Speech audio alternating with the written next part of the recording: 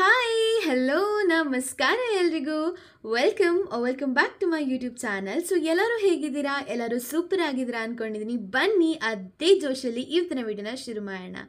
Guys, ವಿಷಯ ಏನಪ್ಪ ಅಂದರೆ, ತುಂಬ ಜನ ವಿದ್ಯಾರ್ಥಿಗಳು ಕೇಳ್ತಿದ್ರಿ, ಅಕ್ಕ ಡಾಕ್ಯುಮೆಂಟ್ ವೆರಿಫಿಕೇಷನ್ ಪ್ರೊಸೆಸ್ ಈಗಾಗಲೇ ಸ್ಟಾರ್ಟ್ ಆಗ್ತಿದೆ, ಆದರೆ ಕ್ಲಾಸ್ ಎ ವಿದ್ಯಾರ್ಥಿಗಳ ಬಗ್ಗೆ ಏನು ಕತೆ ಅಂದರೆ ನಾವೇನು ಮಾಡಬೇಕು? ಇವಾಗ ಕ್ಲಾಸ್ ಬಿ ಜೆ ಕೆ ಇವ್ರಿಗೆಲ್ಲ ಆ್ಯಕ್ಚುಲಿ ವೆರಿಫಿಕೇಷನ್ಗೆ ಏನು ಡೇಟ್ಸ್ ಕೊಟ್ಟಿದ್ದಾರೆ, ಸ್ಕೆಡ್ಯೂಲ್ ಬಿಟ್ಟಿದ್ದಾರೆ. What about class A students? So ಈಗಾಗಲೇ ನಾನು ಮುಂಚೆನೇ ಹೇಳಿದ್ದೆ, document verification for class A students ಏನು ಈಸ್ ಆಲ್ರೆಡಿ ಡನ್.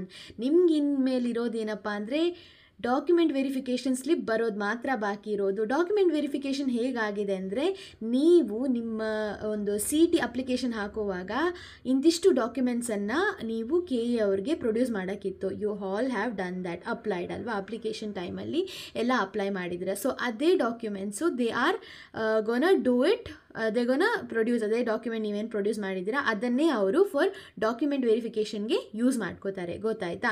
ಸೊ ಹಾಗಾಗಿ ನಿಮಗೆ ಎಲ್ಲೂ ಅಳ್ದಾಡೋ, ಕ್ಲಾಸ್ ಎ ಸ್ಟೂಡೆಂಟ್ಸು ಪರ್ಟಿಕ್ಯುಲರ್ಲಿ ಹೇಳ್ತಾ ಇದ್ರಿ, ನಾಟ್ ಫಾರ್ BJK, ಅವ್ರಿಗಲ್ಲ. ಅವ್ರದ್ದು ಸಪ್ರೇಟ್ ಲಿಸ್ಟೇ ಬಂದಿದೆ ಅಲ್ವಾ? ಅದನ್ನು ನೀವು ಚೆಕ್ ಮಾಡಿಲ್ಲ ಅಂದರೆ ಪ್ಲೀಸ್ ಗೋ ಫಾರ್ KE. ಅಲ್ಲಿ ಲಿಂಕ್ ಬಿಟ್ಟಿದ್ದಾರೆ ಯಾರ್ಯಾರ್ದು ವಿದ್ಯಾರ್ಥಿಗಳದ್ದು, ಅವ್ರವ್ರ ಕ್ಲಾಸ್ ಯಾವ್ದ್ಯಾವ್ದು ಬರುತ್ತೆ ಅಂತ. BJK ಇದೆ ಎಲ್ಲ. ಬಟ್ ಕ್ಲಾಸ್ ಎ ಸ್ಟೂಡೆಂಟ್ಸ್ ಯಾರಪ್ಪ ಅಂದರೆ ಕರ್ನಾಟಕದಲ್ಲೇ ಕಲ್ತಿರೋರು, ಕರ್ನಾಟಕದಲ್ಲೇ ತಮ್ಮ ಸ್ಕೂಲಿಂಗ್ ಕಾಲೇಜಸ್ ಎಲ್ಲ ಮಾಡಿರೋರು, they all belong to class A. So ಹಾಗಾಗಿ ಕ್ಲಾಸ್ ಎ ವಿದ್ಯಾರ್ಥಿಗಳು ಭಯ ಪಡೋ ಯಾವುದೇ ಅವಶ್ಯಕತೆ ಇಲ್ಲ, ಯಾಕಂದರೆ ನಿಮ್ಮ ಡಾಕ್ಯುಮೆಂಟ್ ವೆರಿಫಿಕೇಷನ್ ಈಗಾಗಲೇ KE ಅವರು ಮಾಡ್ತಾರೆ.